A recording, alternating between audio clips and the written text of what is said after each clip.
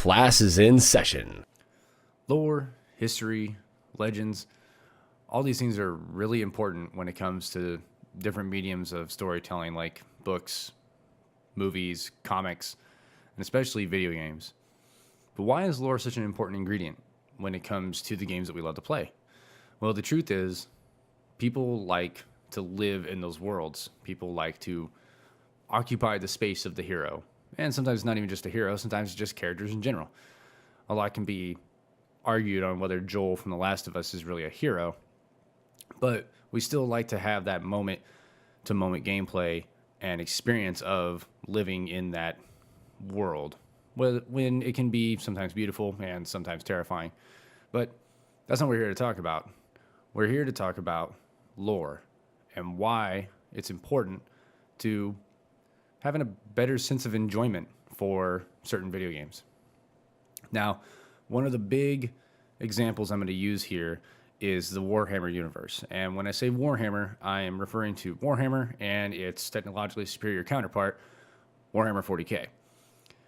Now, the Warhammer universe is vast. There are more heroes and legends, locations, set pieces, events than can possibly be fit into one video. If you were to break down the entire Warhammer universe into a YouTube video, it would probably take somewhere in the realm of like 12 to 16 hours to break down everything. And even then you might miss some really important stuff and just some stuff that's pretty cool.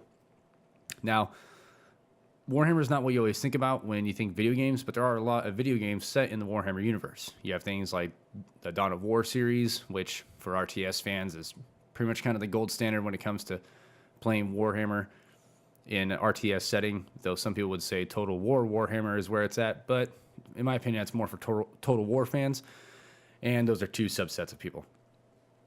You have the Vermintide games, which the most recent game, Vermintide 2, has become widely popular, and to be perfectly honest, I'm really kind of deep into my addiction with it as well.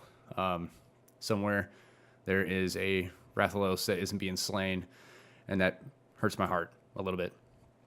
And then you have things like the Space Marine game that came out for PS3. I believe it came out for Xbox 360, but that like actually sit in the boots of a Space Marine and go around, slaying orcs and killing Chaos Warriors, and it was pretty rad. And then you have things like the Ultramarines movie, which, while not great, was probably one of the more accurate depictions of the 40K universe and really gave you the feel of Warhammer. So that's pretty rad. But if you don't know anything about the lore and you don't know why some things are happening in the game that are happening and why these characters act this way in certain scenarios, why this particular object is of such importance, things like, how did Abel turn the Skaven from rats into, world domination monsters? Why do Space Marines, go from being normal people to 10-foot tall killing machines? What in the ever-loving hell is a Wog? Like things like this. You don't have to know it in order to enjoy the games. You just know a Space Marine is just a real badass dude that kills monsters. A Skaven is just a giant rat that doesn't like people. A Wog is just a really cool word that orcs scream whenever they charge at people. Well, yes, and more. The lore understanding of the universe gives you a better enjoyment of these little facts. Understanding where things start, how things become, like where it could possibly be going. Not all games are, this is the current timeline. A lot of games take place during other historical events in universe. And so it's cool to understand that you're playing in tandem with something that could be world changing. For example, the Vermintide games are called the End Times Vermintide. The End Times is a completely groundbreaking, monumental event in the history of Warhammer. It's essentially what caused the transition from Warhammer Fantasy to Warhammer 40K. And without that knowledge, you just think that, oh man, stuff is bad. It's the end times. Well, yeah, it is, but also it's a lot more than that. So a lot of games, they have to build on lore. They have to build on different mediums of storytelling in order to kind of expand themselves. Another good example is the Halo series. Halo by itself is really cool. Like, you are in the boots again, we'll say, of Master Chief, and Master Chief, we all know, is just a badass Marine. He is going around and he's murking Covenant soldiers left and right. Freaking grunts, elites, brutes, doesn't matter. Everybody gets an equal measure of the badassness that is Master Chief. But even throughout the games, maybe up until we get to Halo 4, you don't know much about Master Chief. And in a way, it kind of takes away from the enjoyment of the game. A lot of people have even said in regards to the Halo franchise that they don't really care about backstory. They just want to go around, shooting aliens and enjoying themselves, which is fine. That's totally cool. But if you have invested any time at all into looking into like the backstory of characters and different events and stuff like that, you start to care more. Like, you actually kind of care about Master Chief as a person, because you kind of realize that he's been sort of robbed of his humanity in a way. Dr. Halsey is kind of not your favorite person at some point, because you realize that while she had good intentions, what she did was really messed up. Like, she was kidnapping children and turning them into super soldiers, which, the loss of innocence for the greater good. Okay, yeah, I get it, but still at the same time, pretty effed up, man.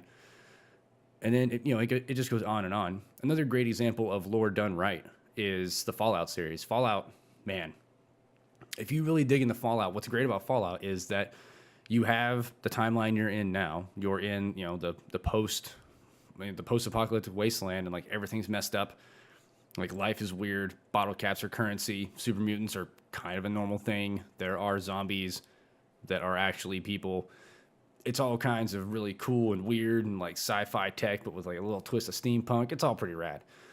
But if you read into it, if you're looking back, you understand that you're kind of in an alternate timeline, where at some point the U.S. was like, man, we need oil bad. And then the whole world goes to war for oil, which, isn't too much of an alternate timeline, but you get what I'm saying. And then things spiral out of control from there. A lot of different games. The Metal Gear series. Lord have mercy. If we try to dig into the Metal Gear series, that's 3 days of talking, nonstop talking. It's madness, actually. If you're trying to dig into everything, you're trying to crisscross. Metal Gear lore is so convoluted, the Metal Gear games can't even truly get it all together. At one point, when Metal Gear Solid 4 Guns of the Patriots came out, they had a companion app on the PS3 that was essentially a Metal Gear timeline. And it worked in this weird branching, like, family tree type thing, where it's like if you click on like Old Snake, and then it's like also known as Solid Snake, who is the son of the boss, who had Solid Snake with son of Big Boss, who had Solid Snake with the boss, who was former lovers with XY. Like, it just goes on and on and on.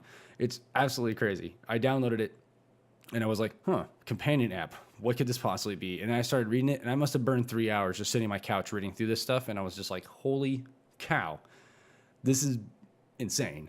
But at the same time, pretty cool. Now, would I suggest anybody spend that much time like really digging into something that they don't really care about?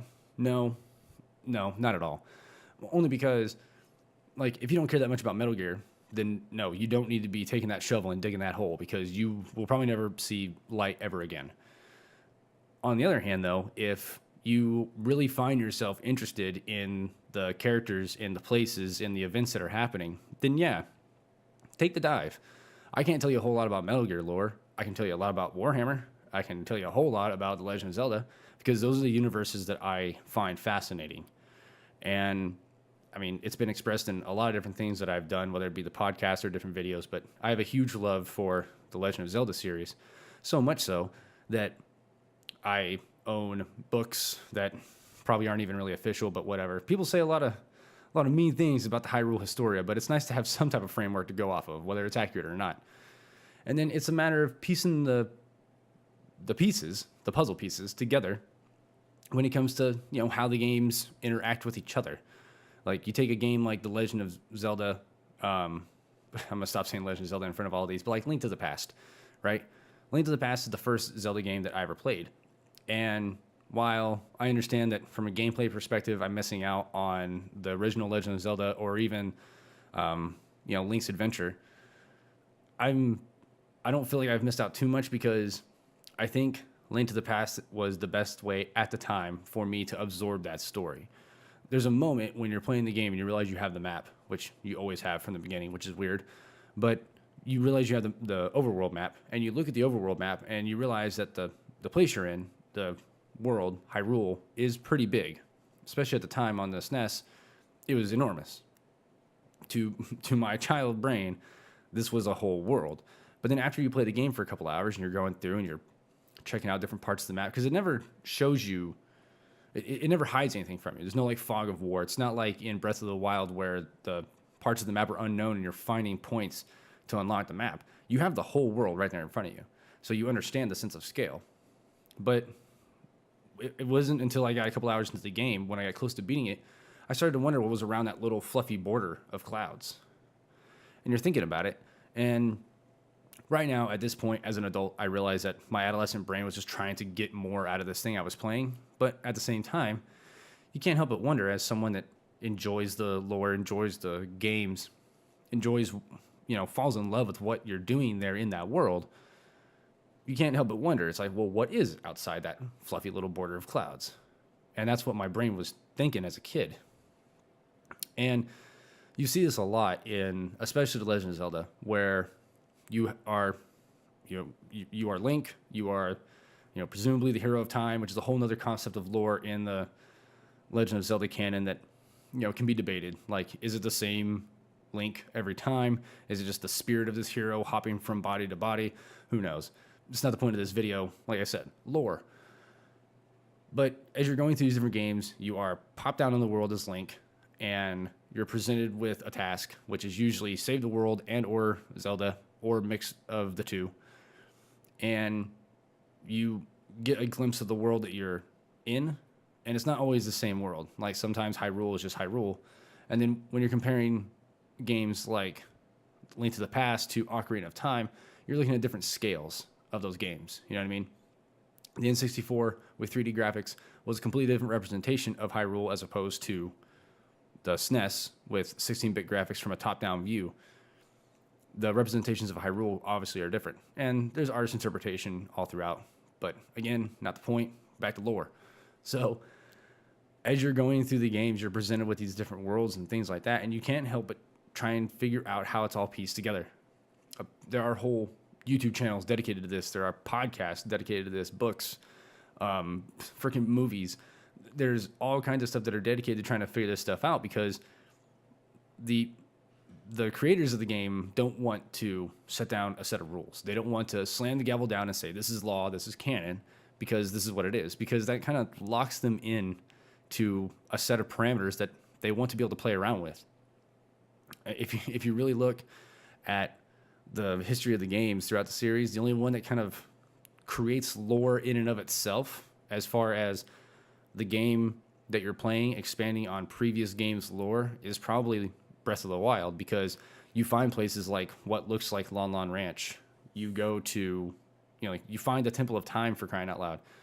You find all these different places from different games that you've played, different things that represent different locations, not just in like Ocarina of Time or Link to the Past, but other games like Link's Awakening, freaking just all kinds of stuff.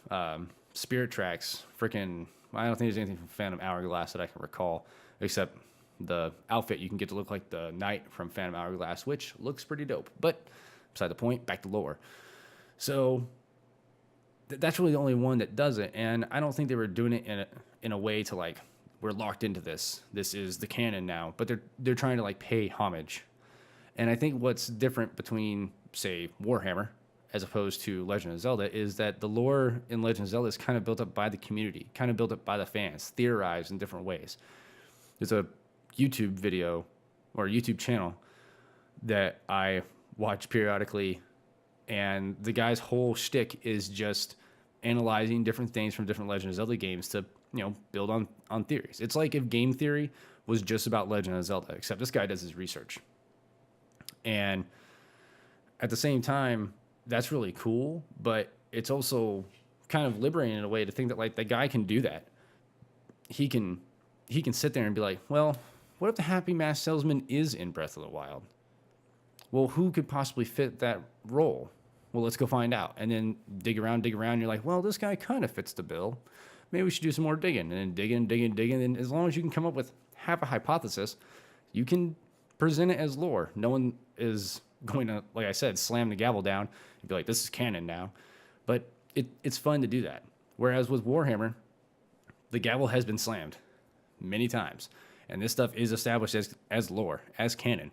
And the funny thing is that somehow Warhammer has made it work over decades to where like nothing really convolutes itself, and things even tie in between like, you know, the games, books, you know, like the tabletop stuff, the different codexes for the actual tabletop role-playing game, just all kinds of crazy stuff.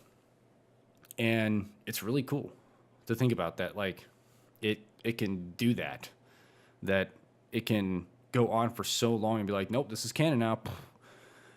But they can also do that because it's so vast. And it's like, well, we're really just adding a small dot into the overall, you know, manuscript, overall tapestry that is the Warhammer universe. So it works out for them as well. And there are a lot of other games that do this.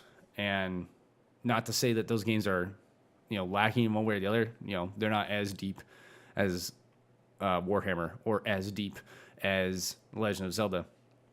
But it's cool when you have those games that have that established lore, because like I said, lore helps you to have a better enjoyment, a better understanding of the world you're playing in. And that's cool. Like, so when we're looking at an example, right? So we have the lore-rich games, Warhammer, Legend of Zelda, Halo, Fallout, things like that.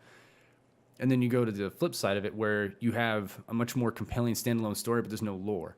Things like The Last of Us, Horizon Zero Dawn, the Uncharted games. These are all great games still. No one will deny that.